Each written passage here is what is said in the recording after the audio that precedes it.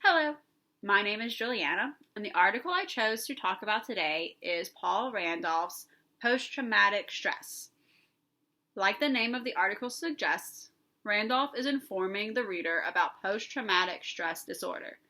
I will refer to it as PTSD through the remainder of this video.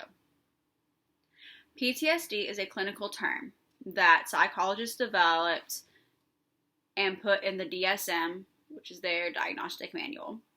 Since it is a clinical term, Randolph uses a clinical definition to discuss it. He defines it by telling the reader about 5 categories the person's reactions to the trauma will fall into. 1. Physical symptoms. 2. Altered thinking patterns. 3. Emotional reactions. 4. Behavioral changes. And 5. Spiritual struggles. He then breaks down what specific reactions will look like in a counselor who is suffering from PTSD.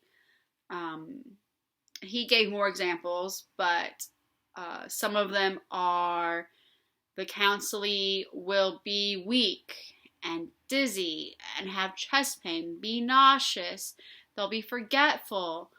A counselee may become very hyper-focused on the events that caused the PTSD.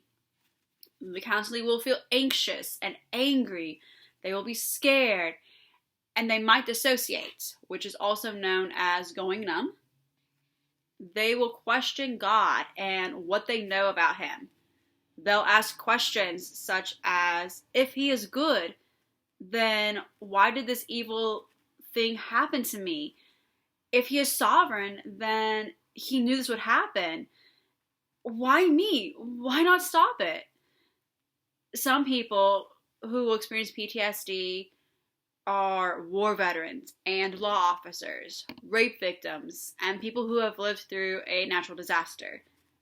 They are not the only people. In the article, Randolph gives a total of 10 categories for people who experience PTSD.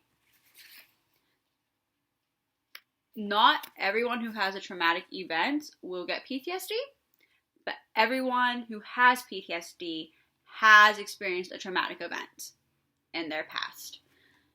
According to the article, to help this person, a biblical counselor must focus on showing the individual how trustworthy God is. We must also help them see that Christ understands our suffering because He suffered too. The spiritual aspects are important, but we must not ignore the physical ones they experience too. Overall, this article gives a good summary of PTSD and what one experiences when they have it. I think we need to focus and expand on the physical aspects of the disorder. The author does a good job of touching on suffering and temptation, but that isn't all of what this disorder entails. I think we need to understand why the body and brain are reacting this way. Yes, God can restore.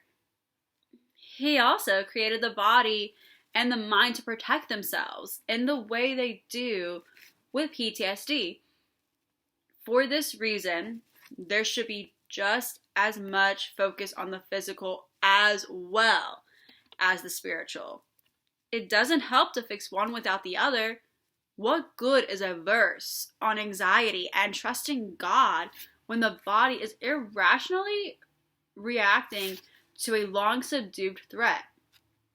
I think helping with the physical and the spiritual is the next step in biblical counseling, helping those who suffer with PTSD. Thank you.